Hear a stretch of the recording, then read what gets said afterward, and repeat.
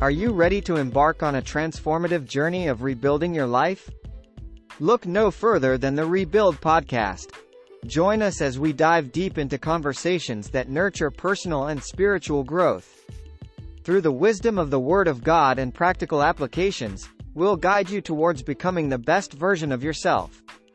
On this podcast, we will delve into a variety of topics and insights, ranging from mental and emotional well-being to personal development and spiritual growth.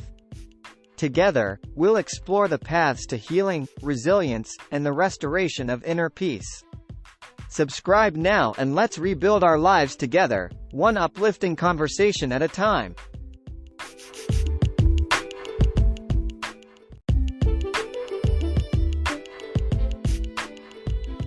Hello, everybody, and welcome back to the Rebuild podcast. I'm your host, Sean Romy, and today I'd like to talk about overcoming the burden of resentment. And this will be more so of an extension from forgiveness, as we talked about in the previous episode. And the reason that I wanted to focus on resentment today as an extension is just kind of looking at the way that, we carry ourselves, the way we really dig into the realm of forgiveness. A lot of us, we're taught how to forgive from the standpoint of the transgressions and things that have happened and things that are done wrong. And a lot of us go through the motions, and we're kind of, it's easy for us to do that and not really deal with the entire process as a whole. So, I really want to focus more on what that resentment is, how to define it, understanding what it is, understanding how we can, see the way that this resentment impacts us, being able to break the cycle that is resentment. In other words, really being able to be gracious and forgiving, and then cultivating that attitude and that mindset, and really being able to live life without allowing a lot of the stuff from, our transgressions, our issues, our problems, whatever have you, to overtake us. So, without further ado, let's go ahead and jump right into this. And I'd like to start off by talking about the root of resentment. In other words, just understanding the emotional baggage that is resentment.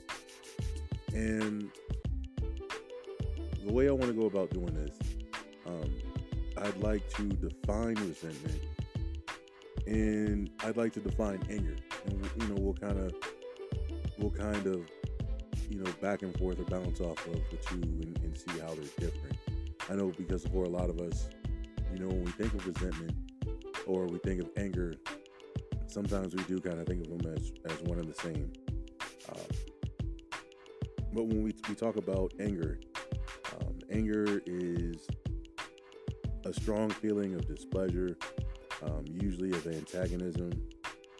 Usually it's threatening or violent appearance, or a state of mind, if you will. And that's just the noun version. When we're angering someone, we're trying to make them angry, right? And that's kind of the way that we perceive anger, right? It's a strong feeling of displeasure. Resentment, on the other hand, is a feeling of indignant displeasure or persistent ill will at something that is regarded as wrong, insulting, or hurtful, or causing injury. And again, this is usually in response to something that has happened.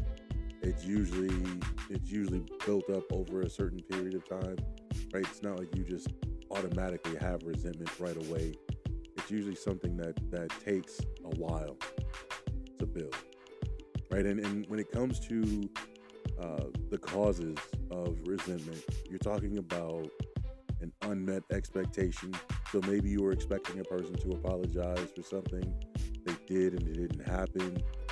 Maybe someone made a promise to you, they didn't keep the promise, they didn't hold their word. Maybe it was, something you were looking forward to that, eventually kind of changed. Things were let down. Whatever the case may be, right? And you think about the way that situations can happen and change in a moment's notice. You think about the way that sometimes we get excited about these things and not being able to get the result that we're looking for, right? It happens in just about everything, right? Imagine, and I hate using this because I know for a lot of us we find ourselves very optimistic behind this, but you take into consideration finding that perfect someone, right? Looking for your perfect partner, and we have in our minds the expectation that this person's going to be this and this, and the reality is that person might not be that. And the reality is because of that unmet expectation, we start to resent the person because we're expecting that person to be something that we made, and not really accepting them or seeing them for who they are. Those types of things can cause resentment. We don't want to do that to ourselves. Perceived injustices, and this is one that we can see is very, very subjective, right? This is, the threshold for injustices, no matter how big or small, are super broad, right? In some environments, and I know we might make light of some of these things, but the reality is that there's a lot of truth into these things. Someone doing something as simple as just bumping into you or scuffing their shoe could cause a huge response in anger, right? But that could eventually build into something even greater, right? Because we're expecting them to do something and it doesn't happen, right? And over time, that starts to become, that starts to build that element of resentment, right? You're talking about being done wrong at work or at school, maybe having something go, maybe not in the direction you wanted it to go, looking for a certain type of assistance, you don't get it. I used to be an athlete, so I remember having to deal with certain types of referees, and you'd expect them to make certain calls and they don't make the calls, and it was like blatantly obvious that something happened, and you kind of start to feel a certain kind of way. And there's all kinds of things along that line, and when we talk about how these things build up over time, we're not allowing for ourselves to be able to really address where we are, right? And as we had kind of closed out on the last episode, we talk about how we have to address how we feel and where we are, and it's necessary, right, in order for us to really be able to move forward, right? We have to acknowledge where we are, and sometimes things happen really, really fast, and maybe we don't give ourselves an opportunity to do so. Maybe we're just looking, maybe we're in react mode, and we're just trying to, we're just trying to do what we can to get out of the situation, and maybe we're not processing it later, or whatever the case may be. But we allow for that over time to really start to boil over, and again, this resentment can slowly start to affect other areas of life, right? In fact, when we talk about the psychology of resentment, right, the negative thoughts, right, the thought process that we might have, the next time I see that person, it's going to be this, or, when I have an opportunity, it's going to be that. Oh man, I can't wait for this to happen. I can't wait for that to happen. I can't wait to see this person again. I can't wait for this moment because I'm really going to take it and I'm I'm coming at him, right? And the downside to these, these thoughts, or the rumination of fuel to the fire that is resentment, is we might not even, the person on the other side might not even know that they had done anything offensive. And sometimes they might not have even done anything offensive. When I was in high school, and I remember it was my junior year of high school. We were one of the better teams in the state that year.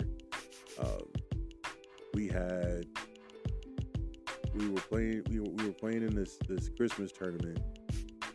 There was a young stud that was, he was the next big thing come out of the state of Illinois, and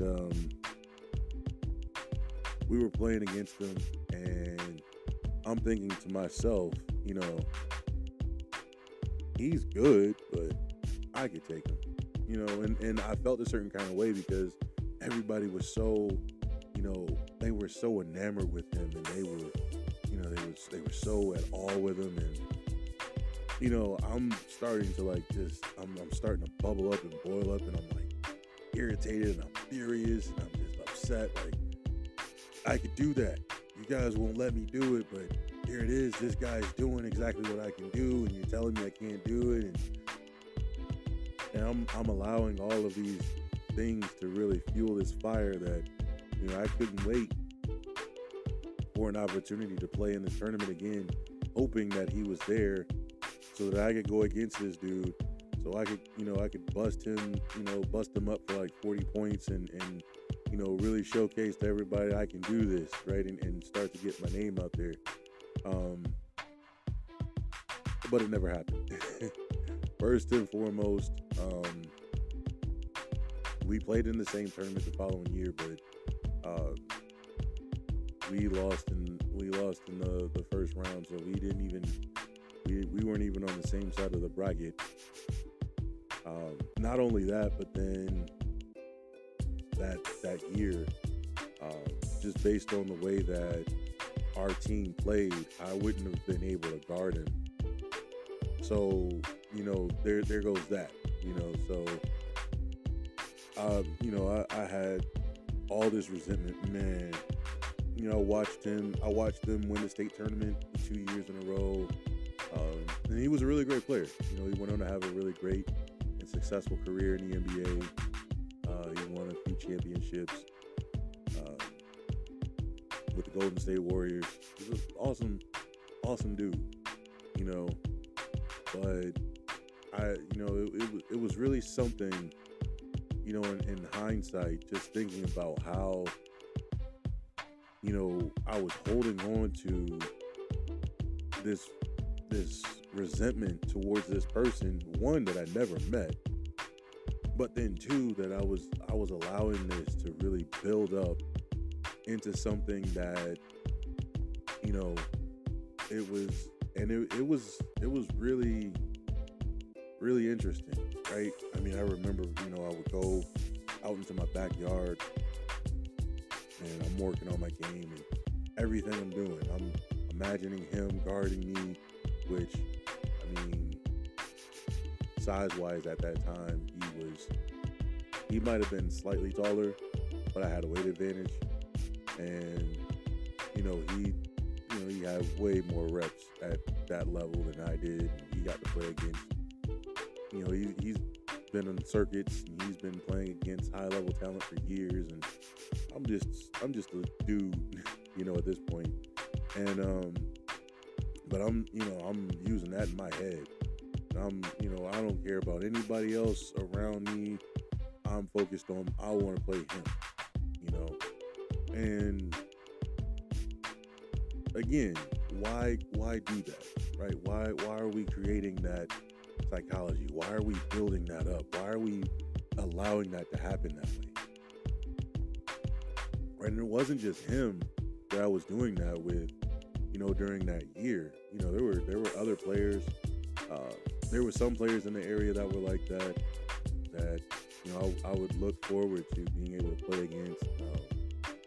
There were some that, you know, I would, I'd be like, yeah, I need to show and prove that, I can do this, and all for what, and I get it, in sports sometimes it's acceptable to have that type of edge, but when we're talking about the psychology that comes with that, right? We're talking about, really building a psyche that is, is really, it can get really dark, right? It can get really ugly at times, right? And for those of us that are honest enough, and transparent enough to say to ourselves that, hey, maybe, I shouldn't be going down this path this way, or maybe I shouldn't be talking about this way, or, maybe this is too much. It comes to a point where we can say, you know what? Yeah, there's no need for me to act this way towards this person, or to have that type of sentiment towards this person. Now, yeah, it could be a little different, if you're talking about something that happened. But again, when we talk about the causes of resentment, right, an unmet expectation, a perceived injustice, perceived. Again, that is subjective. Imagine you getting, having something happen to you. I can understand being upset behind that, right? But, and again, it also depends on what happened, right? If I build a resentment towards a person, and I've been on the other side of that too, imagine, you do something inadvertent, and that person just doesn't want to see it that way. So every time they see you, it's up. That would be kind of, that's a scary thing, right? Why is it always like that? My mom and I were actually watching a movie, and in the movie, there was a person that was resentful of their friend, because their friend was moving up in the corporate world, and her friend was telling her, like, your time is coming, be patient, don't worry, boom, boom, boom, boom. And she set her friend up so she could have the position that her friend was rightfully supposed to get. And I was like, wow, that is awful, but we see things like that, right? And yeah, it can build up over time, and we have to understand that's not a good thing, right? And when we get into the habit of doing that, it can really affect the way that we see the world, right? And that is definitely not the way that we want to go. As a matter of fact, not just with the way that we perceive things, but the way that we carry ourselves, the way that we respond. We have a reference we can go to, and that's Proverbs 15:1, right? Which says that a gentle answer turns away wrath, but a harsh word stirs up anger. Right? And again, the harsh word doesn't always have to be something that was directly said, right? As we talked about, it could be something made up. I'm a huge basketball fan, if you haven't noticed. I used to watch a lot of interviews from the guys, different channels, different platforms, and things of the sort. And I remember there was a story, and I think this was used in the last Dance documentary, where one of the guys was playing against Jordan. He had a really good game, and they came up with some story that the guy said something to Jordan, and Jordan took it personal, and this whole thing, and it come to find out after a while that never happened. It was something that he made up to give himself an edge to be able to, to take out his pain and frustration of I guess being embarrassed, because some guy, really got to him and played a really good game. I remember watching another interview with Shaq, and in his younger years, he was talking about how, he went to get an autograph from David Robinson, and David Robinson, turned him down. And so, he used that as fuel to go against David Robinson. And, in reality, it was a made-up story. And it was like, wow, But, like I said, as an athlete, I understand that because, like I said, I did the same thing. So I understand it. But again, when we're creating that, we can end up creating our own problems without realizing it, right? And so you can imagine, you walking up to a person you have no issues or problems with in real time, but you've made them up in your head, and you come across hostile or harsh. That can, that can really cause problems, right? Especially if there's mutual respect on both sides, or it should be, right? We don't want to do that, right? We also want to be able to open up, but we'll leave with that a little bit later. We want to open up with, being able to be respectable. Like I said, we'll deal with that later. In fact, let's speak more on as we stay on the effects of resentment. Let's talk about how it impacts us in our relationships. We talk about how the mental and the physical kind of go, right? When we build that stuff in our mind and we're allowing it to really get to us, right? We can also have from that same vein, when we're not allowing things to be dealt with appropriately, or when we're putting the stress on ourselves, we're creating a lot of anxiety, depression. We're really hurting and destroying our bodies, in that process, because we're so fixated on, this particular thing, right? I remember, like I said, in my situation, I was really looking forward to playing that guy in a basketball game because I wanted to quiet the naysayers, but there were never any naysayers. One, because I never played against the guy, and then, two, in my mind, I think about all of the players and coaches that I've had, prior to the situation, and even afterwards, that, continue to tell me that I couldn't do something that, I knew I was capable of doing. And, I was so fixated on it, and I was so looking forward to it. And I had allowed that to really, take me out of focusing on being in the moment. And, that cost me in the long run, not being able to play against them, or not even having an opportunity to play against them. Let's just say it like that. So, we're putting, we can put ourselves in compromising positions as a result, right, of allowing ourselves to really build this,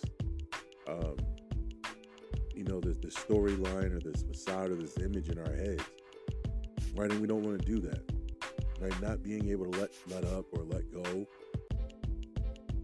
right? That's another thing, right? Another story that I've often told here, is the resentment that I've had built up towards, my hometown growing up, being the butt of jokes and being made fun of for different things and all of that.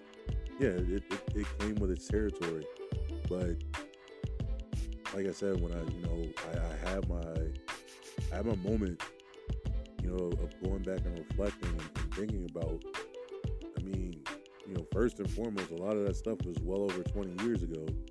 So am am I really still going to hold on to 20 years of being bitter or upset or frustrated behind whatever it was these people did or whatever it was they said, when in reality,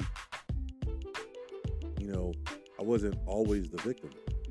I was like, you know what? No, that makes sense.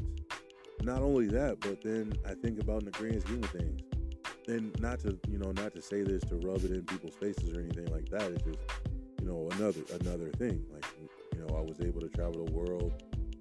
I've met millionaires. I've met a few billionaires. I was able to, see different cultures. I was able to play basketball, with and against guys that have played in various professional leagues all over the world. I'm doing this. I've been on the radio. I've been on TV. There's all kinds of other things that I've done. And, there's certain personal checklist items that I've been able to knock off in the grand scheme of things. And I'm like, wow, so what if I don't look like everybody else, or maybe things didn't go the way I wanted them to go, or whatever the case may be. I still lived a pretty good life, right? And it's, we're realistically only just beginning. So there's no need to be, upset and hold on to the grudges of yesteryear. Not only that, some of the things that I experienced in that process also allowed me to navigate through helping other people in some of those places, right? And helping them get over their situations helped me get over mine, right? And thinking about that and from that place also opened the door for me to realize that some of that stuff was needed. It was needed for a reason. And I was like, okay, I get it, right? And powerful, right? But just imagine if it doesn't. If it doesn't, and I've been victimized by this, which I'm pretty sure a lot of us have in different ways. We probably just haven't, some of us might not realize it. The way that we don't let up on certain things can affect our relationships with those that we find ourselves close to. Right? You could imagine, holding on to something that is so, that should be dealt with, and really putting a wedge between you and the person that, wants to help you, right? And that's the key part too, right? Someone that wants to help.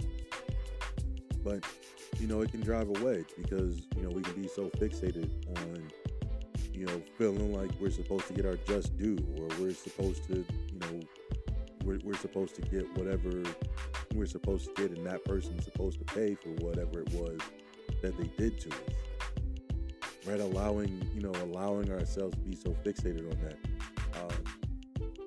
And I know this is going to sound weird, and I know this is, ironically enough, there's a lot of sports references here, but I think about the 1972 Olympic basketball team that played in the Olympics back then, and they played the controversial game against Russia, and they lost in a really unique way.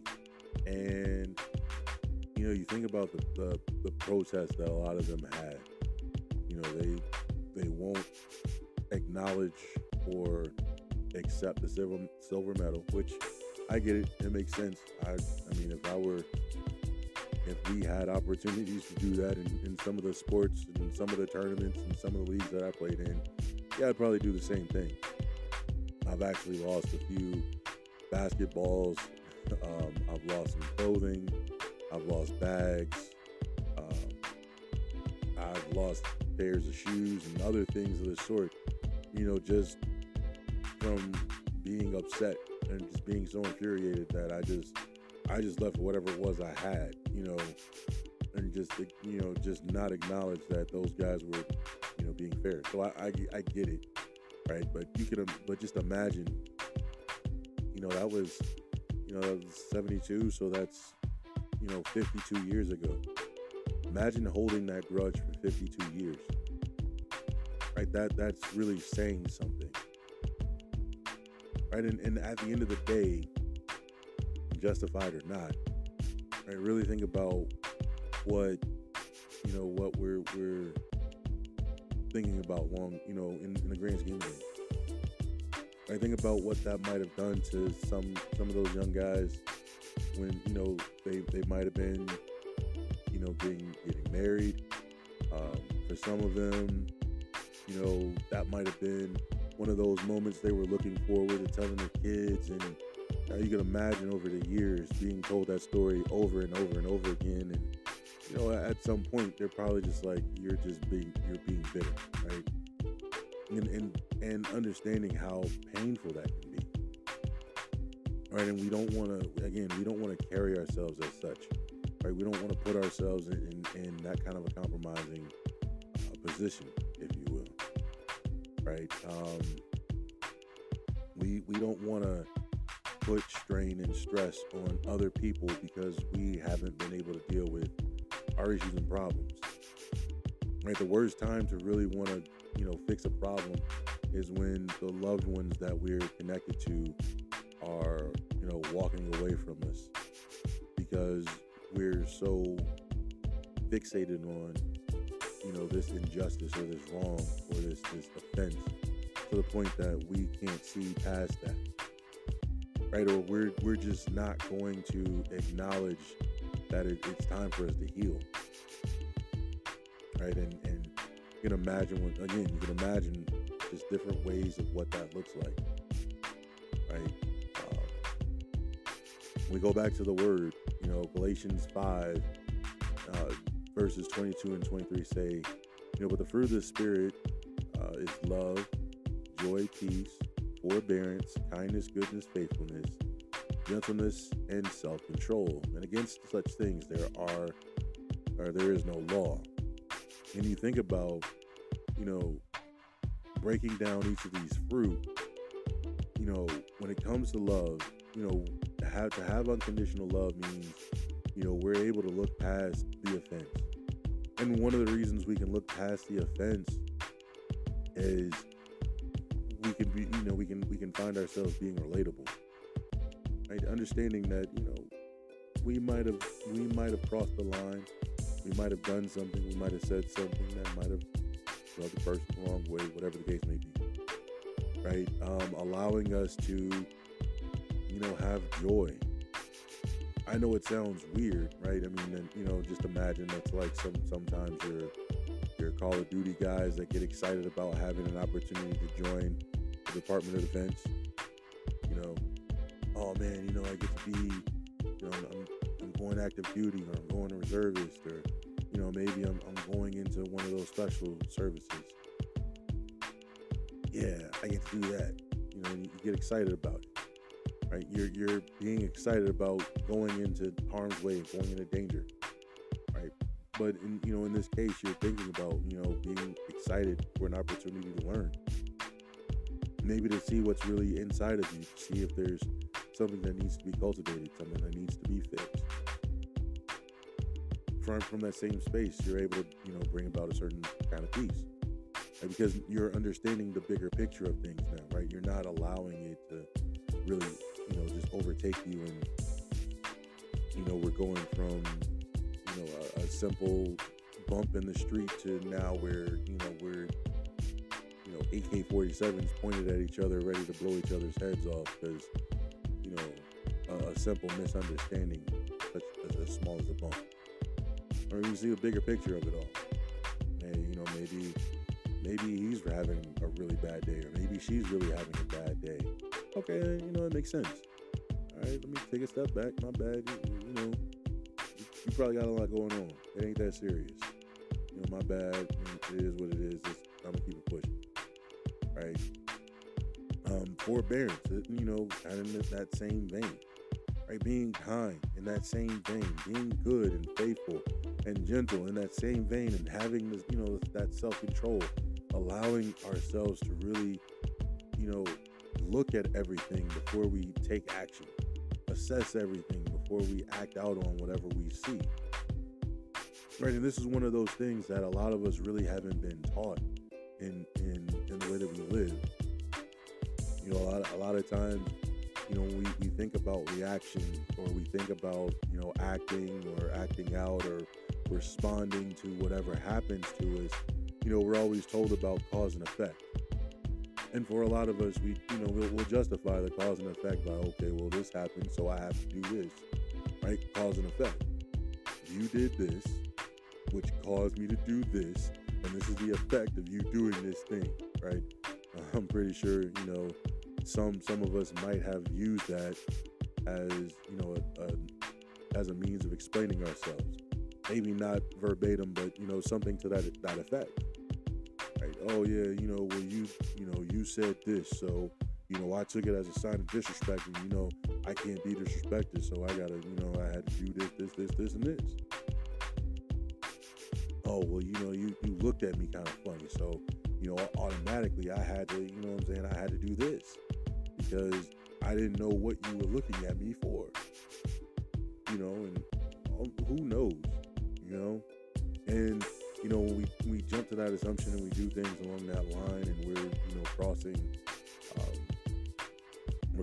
barriers unnecessarily, you know, we can find ourselves, you know, really having to, you know, look at, you know, what we might be having to clean up later, right? And nobody really wants to, you know, have to go back and clean up a mess that they really never had to make in the first place, right? There's nothing more embarrassing than doing that, right? Imagine, you know, you're upset, and you kind of go deep left center field, and you're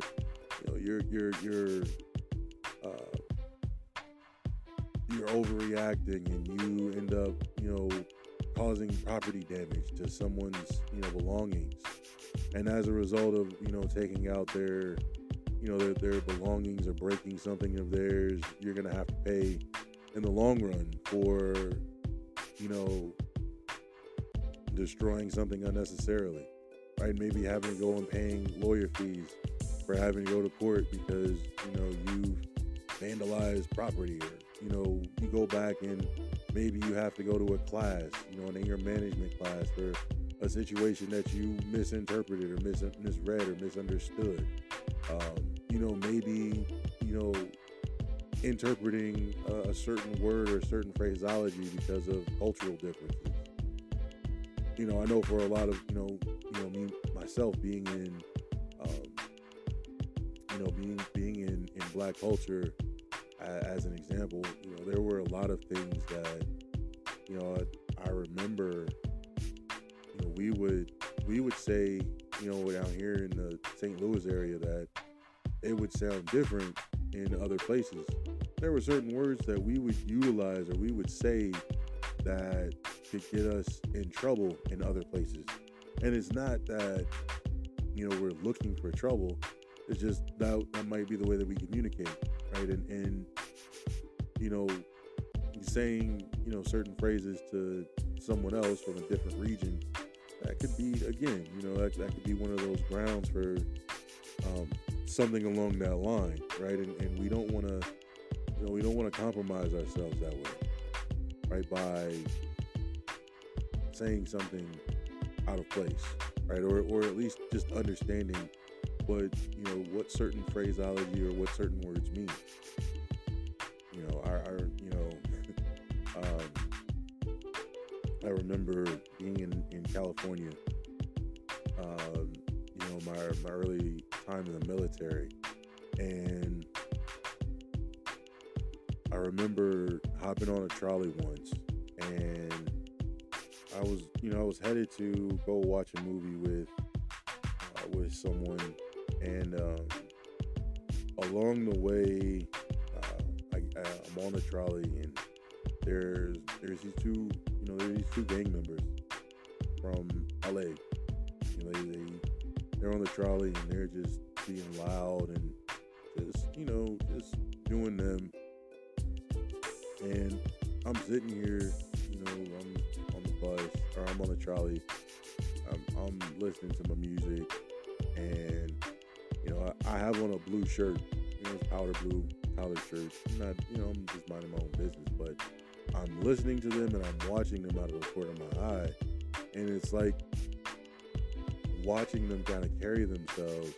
It was almost like they were looking for a reason to just kind of do their thing, And it was funny, it was like they were, because even looking at them doing what they were doing, it was like at certain times I could see them out of the corner of my eye looking at me like they were expecting me to do something or say something. Again, being in the shirt or whatever. So, I'm thinking to myself, one, I don't do that. So why would I put myself in that situation? Right? One. And two, I don't know who else is on this trolley with you. Right? So why would I set myself, even if I was a part of that life, why would I set myself up to go and, I'm going to say something to you, and then, y'all gonna be like, oh yeah, be on the lookout for this big dude in a blue collar shirt. And everybody's gonna get pressed, right? And for what? It'd be weird, right? And you're listening for certain clues and certain words, certain actions, and that's what they're looking for. And listening to listening to what they were saying, listening to the some of the words and so the things that they were talking about, it's like I don't really understand what you're saying, but I understand what you're saying. You know what I mean? And it's like I could easily say something, but because I'm not in that lifestyle, it's going to be taken out of context, and then I'm in a situation that I didn't want to be in the first place. Why would I do that to myself?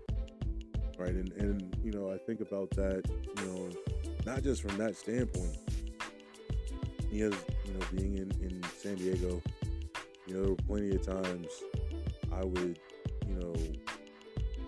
get yelled at, or, I would get I'd get fussed at by some of my peers because I would wear a lot of red. My favorite baseball team are the St. Louis Cardinals. So I've had several different Cardinals hats. And I would love to wear my hats back then. And, go into someone's house, like, why you got that red on? You can't wear that red, and they're gonna press you, and they're gonna this, and like, it can't be that serious. And in all reality, the perception that we have, right, and the attitude that comes from that lifestyle, it really isn't like that, right there. And I know it sounds strange, but again, being in that translation, sometimes if you're not positioning yourself as such, right, you're not faking, perpetrating, you're not out there trying to do anything crazy. Yeah, they're not gonna mess with you. And I've been in I've been in that position, so I understand. I know, but it is amazing, right? Just the way that we can allow for that mindset to control us to a point that everything becomes affected by that kind of thing happening. I think about those people that would stop me and question me about some of those things. I think about some of them. Some of them might have been pressed, they might have been questioned, they might have lost a loved one from something like that. I have family members that have been involved in street life. You know what I'm saying? And like I said, I grew up in the environment, so I'm familiar with the environment. Although I was never active That wasn't my thing. Right? I love playing ball, but you can imagine again, they're not going to go after people that they know aren't about that life, unless they're just real real crash out types. And that's a different story. Okay. But how do we deal with this so that we can find ourselves being able to carry on and not hold on to, the hurts and the pains and the resentments and misdiagnosing situations or misunderstanding what's going on? Because it's very important. How do we learn how to let go? How do we learn how to address what is needed so we don't fall victim to the same issues and problems over and over again? I'll tell you one way. We have to acknowledge that it is difficult to let go of, some of those situations, the things that we've held on to, that we've built up over time. I go back and I think about, and this is great to kind of segue into just thinking about the way that certain gang culture is, right? The attitude and the mindset of a lot of the young gangs during their formative years was all about protecting their neighborhood, right? And you think about, they're protecting their neighborhood from all possible threats, right? Other people who were, maybe trying to bully them, or you're talking about, police brutality in some cases. You're talking about other groups just, you're holding true to, wanting to protect your neck of the woods. That mentality is still the same. But when you get into the roots of, for a lot of them as to why they're in the position that they're in now, because they're so far gone into it, a lot of them might not know why they're doing it. They're just doing it because it's the thing to do now. I think about that with, a lot of the conversations that I've had with people. Think about, subjects such as race and economics and education, and you're talking about, legislation. You're talking about, law and order, and all kinds of other things along that line. And you're talking about things that have happened, things, bills being passed, laws being passed, actions being taken, whatever the case may be, to opening the door for a lot of us to be so wrapped up in just kind of the way that things have been for so long that that's the only thing that we can see, right? And we're not really delving deeper into understanding where some of our energy is. So we have to, understand that it's going to be difficult to let go of that, right? Especially if we've been living under it for so long, right? Because it is built up and pent up, and it's been, it's been that for so long. Once we can acknowledge that, it can become a little easier, right? Because now we're taking the time to focus on doing what we need to do. And one of the ways that we can be practical about being able to, overcome this resentment is identifying the root. Now, I'm going to be honest with you, from a life coaching perspective, it's going to take you at least a week just to identify where the problem is, right? And that's real focus, right? It's not just getting to the first thing that you want to accept and calling it that, right? There's a reason why asking a bunch of whys, when soul searching or when digging or, getting to the bottom of things is important. I used to, I used to find this kind of interesting, in the cartoons and in certain TV shows and movies. You have a little kid that asked the question, and they would, you hear them ask the question, and then they would follow it up with a why. And the adult would try to answer they would try to answer the whys, and they're trying to get as far as they can, without one becoming annoyed, or two, really, not really wanting to showcase whether or not they really understood or knew something, right? And that used to be something that would always worry me when I got older. Like, I always, I often wonder if my kids would do that to me. And to be perfectly honest with you, I never really had that with them, because I was learning how to, be transparent. But one of the ways that I learned how to be transparent was I would do that to myself. I would look and I would notice something, and in noticing that thing, I'd probably write it down, write it out, maybe talk about it, and in having that talk, and sometimes I would have self-talk too. In talking it out or walking it through, I'm answering my own whys, and then I get to a moment, and I have an epiphany. Like, oh wow, that's where that came from. And then it's eye-opening. So now I know where this is coming from. Now I kind of know what to do from that place.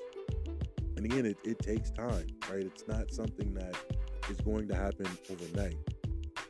I do this with my mom a lot. Like, sometimes we'll get to talking about stuff, and one of the things that I oftentimes tell her is, hey, I know that this is something that you're going to have to look into, but this isn't for you to answer me from, to keep the conversation going. This is something that you have to dig up and find for yourself. And it's not going to be something that happens just like that. You're really going to have to do a lot of digging and soul searching. And it's oftentimes funny, when we're talking about going through the process, a lot of us, because of the way that we're, wired to live life, we really don't want to fixate and focus on negativity too much. So we try to do whatever we can to kind of bypass that process so we can get back to the good stuff or living in a good space, right? And the real problem can come. We can end up going right back to the same place over and over again because we really haven't dealt with what needs to be dealt with. So we have to be mindful of that, okay? The next thing we want to do is practice self-compassion and forgiveness, right? So once we identify what's going on, we want to be able to let it go, but understanding that, again, when we get to the root cause of that resentment and we're forgiving from a bigger place now, right? It's not just, I'm just saying sorry just so I can move forward and I'm not holding anything against you, because a lot of us, we really are just going through the motions in that place. And it's different when, there's a difference when we're really allowing something to be let go and when something still bothers us, right? Because when we really let something go, there really isn't much of an effect. And even if there are things that may come about, we can handle the situation a lot different than what we might not have in times before. And a lot of us, because we're so accustomed to just going through the motions and keeping everything surface level, and we really don't dig in too deep, we think everything is cool, and just as long as everything is smooth and there's no cracks and chinks in the armor, we're good. But once you find that weak spot, or you find that hole or that gap or whatever's there, and it's exposed, you might find out that that armor is it's not protecting much of anything, because what's on the inside is a hollow shell, right? And that's not to say something to be super deep, but that could be one of those things that we really haven't allowed ourselves to build the substance necessary, because we're still justifying hurt, pain, or because we're ignoring things, or we're pretending as if things didn't happen, or whatever the case may be, right? But once we're able to let that go, we're really able to forgive, we're really able to forgive ourselves. Again, that's another important thing, as well as forgiving the others and understanding that sometimes those situations or those issues or incidences might have been catalysts, right? So you start to have a little bit more of an understanding, if you will, right? When I started to realize that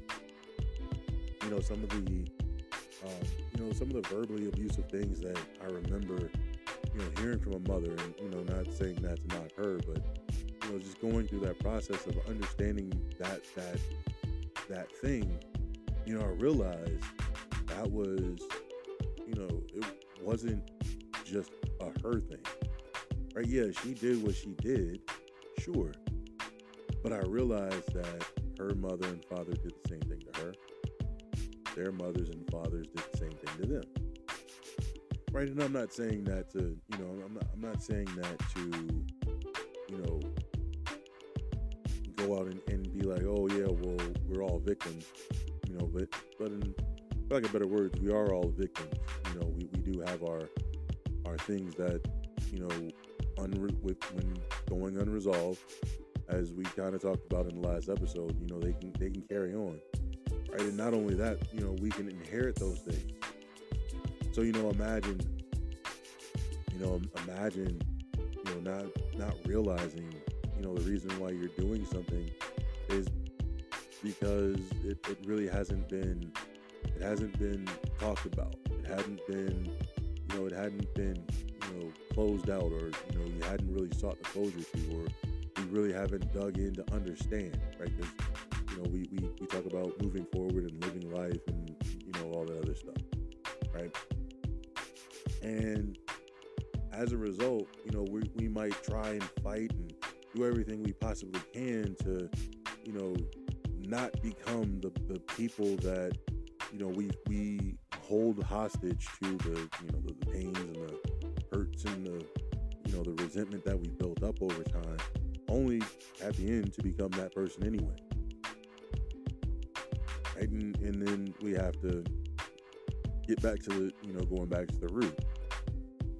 But, letting all that go, it really opens the door to a certain piece, if you will. Being able to communicate those feelings appropriately also matter, right? Being able, and it's okay to be vulnerable. Men folk, it's okay to be vulnerable. I know that the consensus and the status quo and the, all of that is, no, we're not allowed to showcase feelings, and no. Teach your young boys that it's okay to showcase emotion. Teach them when they're young boys, and navigate them on how to show emotion properly. See, one of the reasons why, and I'm learning this, one of the reasons why it's difficult for boys to, really be able to showcase how they feel or talk about how they feel, especially when they become men. And this is one of the problems that, we talk about so much, is we're not given the room to navigate through that. Right? It's one thing to cry, right? If I'm crying, there's got to be something wrong. But if I can navigate as to why I'm crying, now I can justify whether the cry is necessary or not. See, one of the things that we miss, when it comes to expressing emotion in that regard is, if this is all I know, and you got to think about it as we're processing from infancy into toddler, the toddler stages into young childhood or early childhood, the only thing that makes sense is if you have an issue or problem, you cry it out. And as you learn how to communicate, you're not having to guess as a parent. The child can kind of tell you what the issue or the problem is. And we can go from there, right? But being able to allow them to express their emotion. Why are you crying? Okay, let's talk it out. Let's talk it through. Right? And that's important. And I'm not saying that to say that young girls don't go through those problems too. I know there are a bunch of young girls that go through that problem too, right? And again, it needs to be a safe space, right? But we can't judge the young boys or the young girls on expressing themselves because, well, their problems aren't our problems. That's another one of those problems of victimhood, if you will, that we kind of carry on, and it turns into another thing. But once we're able to navigate that, we can kind of rationalize what's appropriate. Right? If I realize that, I got bumped, yeah, there's no reason to cry. Now, if, I got bumped and, my hip got dislocated out of, just completely out of random, and it hurt like, it hurt like all get out. Yeah, if I cry, like, yeah, what are you crying for? Man, my hip got displaced. Right? Yeah, he might laugh at me because some dude just randomly bumped into me and my hip got displaced, but I mean, put yourself in my shoes. If your hip got displaced, do you really care? You know what I mean? Like, that kind of thing. Right? Whereas if it's just like, I took a stumble and, somebody laughed at me and I start crying, that might not be warranted. Right? That's a different story. Right? And again, but, allowing that range, right? That gives us more of an emotional intelligence, right? That helps us in the long run, right? That helps us to understand how to process where we are. Being able to reframe our negative thoughts into more positive ones. I don't really like the word positive in that regard. I like realistic in that regard, right? And it's better to be realistic than it is to be overly positive from that negative space. And this is what I mean by that. I can be truthful and transparent, right? Again, we go back to a situation, we talk about the hip displacement, right? If I get bumped into and my hip is displaced, what positivity is there going to come from out of that? My hip is displaced. I fell down to the ground. Some guy bumped into me. I'm getting attention. Somebody might pop my hip back in place. I'm not saying that those things can't be, some of those things might not have it might not be a silver lining there. But the realism is, okay, I have a problem. Someone can help me with my problem, or somebody might be able to help me with my problem. Okay, cool. Not a problem. That's awesome, right? That's more realistic than me being, okay, well, my hip's displaced, everything is good. That's a little too far, right? That again, that's kind of in that same space as, basically telling a person that they're not allowed to express themselves, right? We don't want to do that. Okay, you go into, sticking into, all of that, right? As far as addressing, being able to be gracious and, being able to be transparent and be honest and getting to the root and having compassion and forgiving, we're also allowing ourselves to practice, what Jesus tells us in Matthew 6:14 and 15. And we talked about that in the last episode, right? If we forgive others of their trespasses, our Heavenly Father will also forgive us. But if we don't, then, don't expect God to do the same for us. Right? And so, again, imagine, holding on to or creating, right? Because sometimes, we're looking for an apology for something that we created. Right? I can imagine, like, I can imagine, me and, the guy I talked about earlier. Just imagine if I just so happened to walk up to him randomly out of nowhere and I'm expecting him to apologize to me for embarrassing me. And I've never met the guy. yeah, we played against each other in high school, but I wasn't, I wasn't in the main rotation. So I didn't play against him. You know what I mean? So again, I created the resentment that I built up towards the guy. Why would I expect an apology for something like that? That's that type of, pretension, if you will, can really hurt us, right? And sometimes we do that. We're expecting someone to apologize for a scenario that we created in our own heads. I used to, in dating and being in certain relationships and certain feelings along that line, I was in positions like that. And yeah, sometimes you can be humble and go back and apologize, and sure, just to make things. But if in all reality, you're the one that created the scenario, you can't really expect for someone to come and apologize to you for something that you made up. It was, I remember,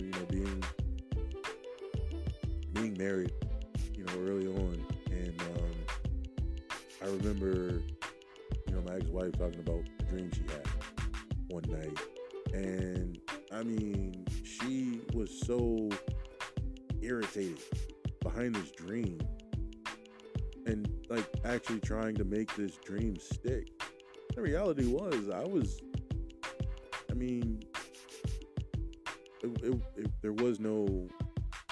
there was no real substance to it. I'll put it that way. Yeah, I had interest in other girls at that point when, she and I were dating, and, before we had, got to that point. But once we got serious about each other, I wasn't looking at them the same. I wasn't looking at them like that. But for whatever reason, her taking that dream to that point and really making it a thing, it was one of those, now I have to compromise and apologize for, putting into, for that type of scenario having been dealt with. Now, that's not to say that I was completely innocent either. Right? I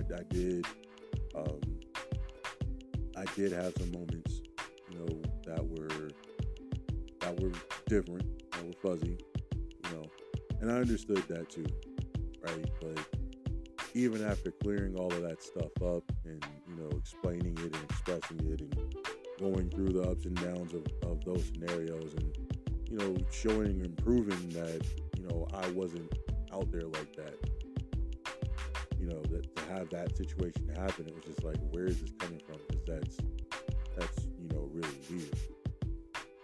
And yeah, it was interesting. And so, I remember, going back out on, having to go back on deployment, and she actually got to meet some of the people, and the thought process that went in her head is just like, oh, okay, I guess I was making a big deal.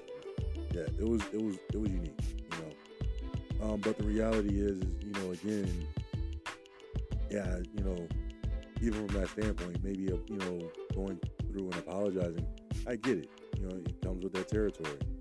But if I created a scenario, if I created the issue, if I created the problem, and I made it up in my head, and I built this thing up, and I allowed it to overtake me and become what it was, I can't expect for that person to come to me and apologize to me for something that they never really did.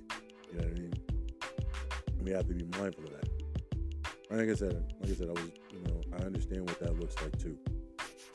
We also have to find ourselves being able to cultivate a mindset of gratitude and forgiveness, right? This is the antidote of resentment, if you will. When we're being gracious, we're really looking at what we're dealing with on a regular basis. We're allowing ourselves to, shift into more of a positive outlook. But like I said, this is different from, in just any and every situation where we're just being quote unquote delusional, right? We want to be realistic, but in the same token, we're finding ways to be appreciative of where we are, what we have, right? And understanding it takes a minute, right? Because again, we have to be realistic. One of the things I used to do, and this was something that I learned going through anger management. I learned about how to assess myself, and so I would look at a few things that I liked about myself, looked at a few things that I didn't like about myself, some things I learned, something that might not have been true, that I might have believed, something that wasn't true that I did believe, some goals, some changes that I made, and how I went about making those changes, and being able to do that consistently. It was rough in the beginning, and it was more so rough, in that aspect because of trying to find the good. It was easy. And I remember going back to a sermon that a pastor that I had I had served under at one point he talked about, and in his sermon, he was at a parent teacher conference, and he was talking about how he had to do an assessment on his children, and he talked when it comes to all the negative things, he's the pen's flowing, just all kinds of stuff. And then you get to the other side and you talk about the good things, and he realized he kind of froze. He was really having some problems trying to find something of value to put down for the kids. And that sermon really kind of stuck with me for years. I think it was about 9 or 10 when I heard that sermon. So you can imagine, for those of you that have been listening, I'm 38, so that's a long time to have listened to or have that stuck in memory. But it was in true application a realistic struggle. It was easy to come up with the things that I didn't like, but when it came to trying to find, and it wasn't just the fact that I could find 3 things, because you can easily cheat that system and just come up with the same 3 things over and over again. But really going in and trying to find different things, and really having to dig in and search and find, it was like, wow, and the more I started doing it, the more I started to realize that there's a lot of things that we really struggle with from that standpoint, where we don't really allow for ourselves to be real positive, especially towards ourselves. We talk about being our own biggest critics and everything along that line, and we make it acceptable. But life in general, we come to find is very negative.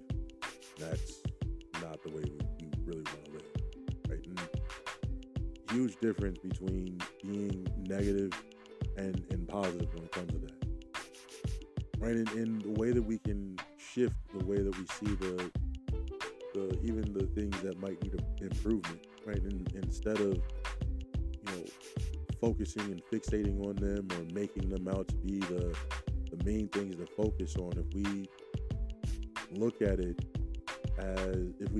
from a more positive perspective, instead of it being a bad thing or a negative thing or a downfall or a pitfall, we look at it as an opportunity to improve, then it's easier to address that thing and work on it, right? As opposed to what we normally do, which is, we can take and try to suppress, or we try to overlook, or we try to cover up or sweep under the rug those negative things so we don't have to deal with it, right? We don't want to do that, right?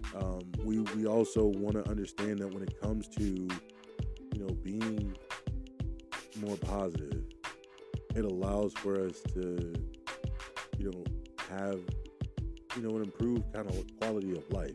Not just being positive, but just being able to be forgiving, right? Being open to forgive, being open to, make peace, because we're able to reduce the stress in our lives, especially when you're talking about self-inflicted stress, because we have a lot of that, right? We're talking about improving relationships because of the perception factor. Again, same thing from, being able to grow personally, because we're able to improve the way that we see our lives, right? And it makes sense, right? You go back and again, we talk about forgiveness and kind of an overview, right, of being able to practice forgiveness, right? Of allowing ourselves to acknowledge whatever the issue was, right? And it's okay to communicate that. Being able to forgive, truly forgive, let go of whatever issue or problem there is, right? And it's not to say that you have to allow them to continue to do what it is they do, right? But really being able to look at, them in a position where you're giving them a clean slate. Okay, you did X, Y, and Z. Okay, understandable. And you go from there. Now, yeah, we understand from that same standpoint, when we're letting go, we're not condoning the action, right? And if they're not going to change, then we obviously know how to deal with that appropriately, right? In creating a certain boundary necessary to where we cut ourselves off from that person. But we also have to understand that that's not one of those, we can't be impatient behind it. I see that a lot, right? Especially in the social media realm. We get into, as soon as we see someone do something wrong, we got to cut them off and do this, that, and the third. And the downside to doing that is we really create, a lot of isolation, or for lack of better words, we create a lot of a lot of burnt bridges, right? Because we're really putting, ourselves in a position where we're judging, as we talked about before, and I believe it was Matthew 7, right?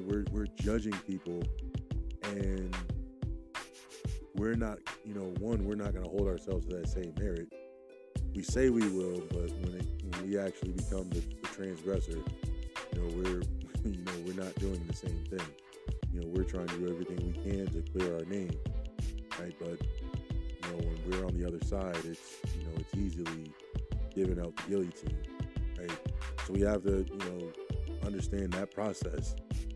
Being able to acknowledge the hurt, being able to forgive, and being able to let go, and doing so in a healthy way, right? Understanding that when we're doing, all of this is for us, right? And it's not to say that it doesn't help the other person, because it does, but, understanding that we don't want to hold on to, resentment, because it, again, physically speaking, I don't want to have high blood pressure. I don't want to have, an increased risk of stroke, or, some type of other physical issue. I don't want to have, strains and burned bridges in relationships to where I'm alone. And I'm an introvert, so understand, I like my self time, but that doesn't mean that, I want to be alone, right? When, I do want to be able to communicate with people that I've been close to, being able to, talk to them and catch up and, reminisce about certain things, being able to, have those moments, right? We all kind of want to be in places like that, right? We don't want to burn those bridges because of, misunderstanding or whatever the case may be, right? Speaking of, as we're learning to, transition or transform into, looking at the possibility of growth, we can take this negative and turn it into a positive, right? Being able to take resentment and turn it into and a good opportunity, right? First and foremost, we reframe it.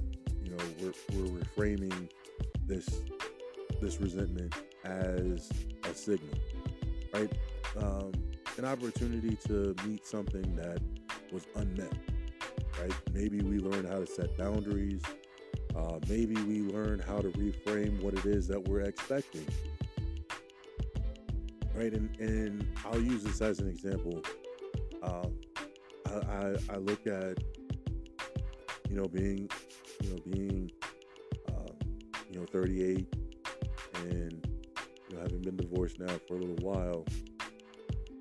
I look at what I had, I look at what I didn't have, and I think about even going through the dating journey along that line in that process. And I start to think about really looking after the idea of being able to have peace for self. And it's something that I never really talked about a lot of. Right? And it's not to say that I would I really have to live a life where I deny myself for someone else's happiness. But I did kind of live that way. I was I in a sense interpreted the lesson that my mom used to teach me about my great grandmother in a different kind of way. And as a result, I learned to allow everyone else's pleasure to be my pleasure. And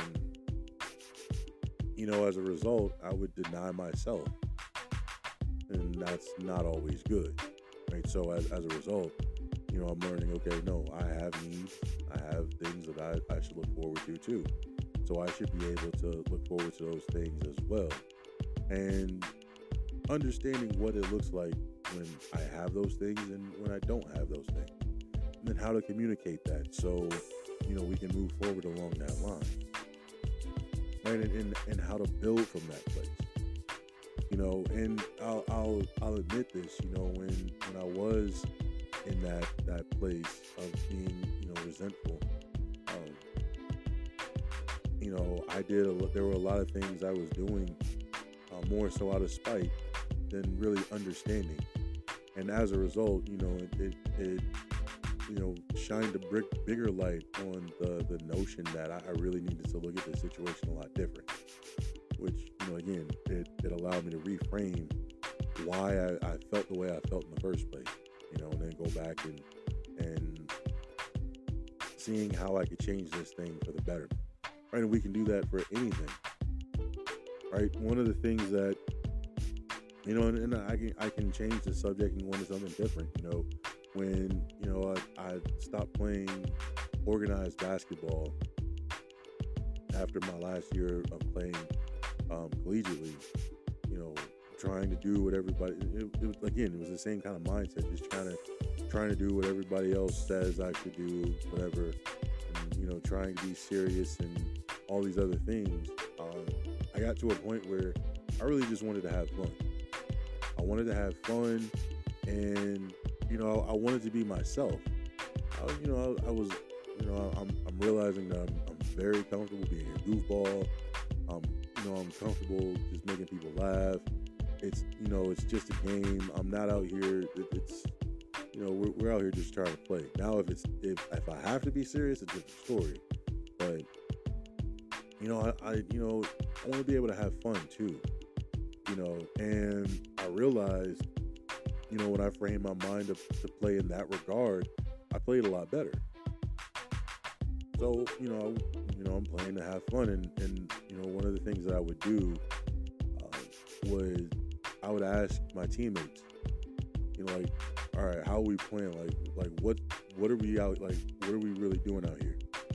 Are we playing to win or are we playing just to have fun? And then I would always ask, because that allowed me to know what mode I needed to be in. Because at that point, I learned I used to know how to turn on a serious switch and be serious, which if I had to do that, then I was the one that was more just in control of everything. Or if we were playing to have fun, which I could still play to win, but I'm really just out there just having fun. I'm letting people do their thing. I'm doing my thing. We're all getting in where we can fit in.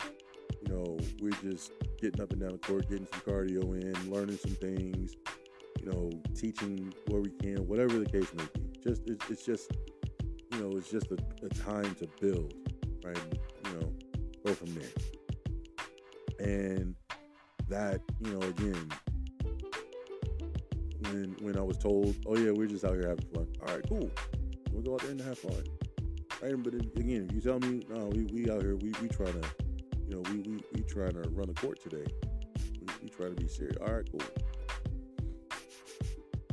And you can see the difference. But it was a lot more fun just being able to be out there and just kind of, being fun. Go out there and I can crack a joke here and there. We have, there'd be moments that could happen that could look serious or be potentially serious that I would be like, yeah, okay, it's not that serious. Or I make light of it and, all these other types of things, and it was fun. Again, it was a lot of fun going through that process. But reframing the way that we see, what we used to build up as resentment or how we built up the resentment allows us then to really, look at what it is that we're really looking for. When I go back and I look at, really being in the servitude that I was in that regard, one of the things I was looking for outside of acknowledgement was reciprocity. I know, I'm sorry, I kind of struggle with that word, but I was looking for reciprocity. So I was expecting, that person to kind of give to me what I was giving to them, and not realizing that was a trauma response, just from some of the other things that I experienced in life. And I was like, oh, I didn't understand that, because again, we've never been taught that. So understanding what that looks like, it gives way to, oh, okay, now that I know what that looks like and I understand why I was doing it, now I can navigate and say, okay, well, I'm giving, and I understand that you're giving what you can give, but, don't just give what you think I should have. If you want to know what it is I'm about, cool. We can have that conversation, right? Just like I would want to know what you're about, so I can do that too, right? And want those things to be, genuine, right? And then not just something just kind of halfway thought out, right? Because if I was in that position, it'd be the end of the world, right? And those are the kinds of things that we're looking for, right? Because that allows us to be able to build. It allows us to be able to improve and grow, right? And all of that, again, allows us to be able to look at resentment in a different light, understanding how it looks, right? Where it comes from, being able to, forgive, being able to recognize, what's going on, being able to reframe everything appropriately so we can be, better individuals overall, right? We want to make sure that when it's all said and done, we're becoming who God wants us to be, right? And there's no reason for us to hold on to, certain injustices, self-made injustices, whether they're valid or invalid, right? We have to make sure that we're addressing these things, right? And being able to figure out the hows and the whys of where we are, really allows us to then navigate what we can do different, so that we're not continuing to pile up and add on burdens on our own shoulders. Okay, so let's really put ourselves in position to learn how to be better in that regard.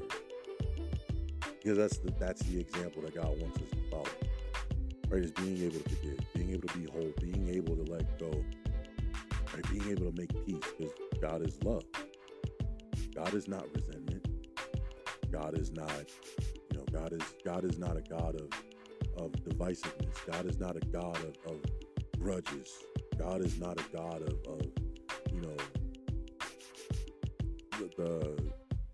burnt bridges and things of that sort. He's got a unity and love. Like God wants us to love each other. He wants us to connect to each other. He wants us to understand each other. And being able to, map this out, walk this through, make that peace, forgive, let go. This is, how we're able to navigate through that process. And I pray that we're all able to do that. Dear Lord Heavenly Father, I thank you for today. Thank you for the opportunity for us to learn about resentment, where it comes from, how we can allow ourselves an opportunity to grow and make peace and heal and to figure out why we have, the injustices that we have, or why we feel the way we feel regarding some of the hurts and the pains that we have. I pray, Father, that we're understanding of the impact of resentment, being able to see the physical health effects, the mental health effects, understanding what it does to us. I pray, Father, that we're able to allow ourselves an opportunity to really get into a process, a cultivating process of, being able to break the cycle of resentment. I know this is something that, we see a lot of in the world around us, holding things in, never letting things go and never forgetting. And I know for a lot of us, we preach and teach about, forgiving, but not forgetting, but, not realizing what we're really teaching ourselves is, we're allowing ourselves to go through the motions and really, again, justify being able to hold on to what's happened to us, putting us back in a victimhood mindset. You told us that we are victors, not victims. We are more than conquerors, and we can't be conquerors by still having a victimhood mindset or a victimhood mentality. I pray, Father, that we're able to forgive all of the people that did us wrong, including ourselves. And as we wipe our slates clean of those that we've held hostage and we've put under all types of just resentment and jails and bridges and fines and whatever else we want to call it, Lord, I pray that you wipe those slates clean for us. Now we're able to let go of those things that, we're no longer holding on to those things that have held us back. That you put all of those transgressions into the sea of forgetfulness, that you don't recall them. It says in 1 Corinthians 13 that, love holds no record. How can we say that we love in accordance with 1 John chapter 4 if we're holding records, keeping score? We're reminding everybody of what we did and how they did us. That's not real love. I pray, Father, your will be done in all of our lives. I pray your will be done on this earth, Father, just as it is in heaven. I pray, Father, that we're able to open our minds and our hearts, being able to receive this new mentality of being able to break resentment. No more justifying holding on to things that are killing us, that are preventing us from being able to see the truth, understand the truth. All these things I ask in your holy and heavenly name. Amen. And I thank you, ladies and gentlemen, for taking the time to come out and listen to us talk about resentment. I pray that you guys are able to find your peace. I pray you're able to find your purpose. I pray that you guys are able to break that cycle. I look forward to hearing all of the different testimonies and stories, whether you email them to me, whether you put them on your social media platforms, whatever the case may be. I'm looking forward to just seeing all of the change. Even if I'm not tagged in it, if I'm not involved in it, just being able to see people just be free would be an amazing thing. Hey, I love you all.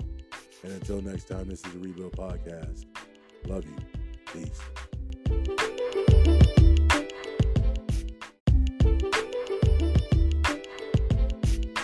Thanks for listening. If you enjoyed this episode and you'd like to help support the podcast, please share it with others, post about it on social media, or leave a rating and review. Tune in weekly as we dive into topics such as finding your calling, overcoming obstacles, building resilience, and strengthening your relationship with God. If you're ready to embark on a transformative journey of faith and personal growth, then join us on the Rebuild Podcast. Together, let's build a solid foundation that aligns with God's will and leads us to a life of purpose and fulfillment.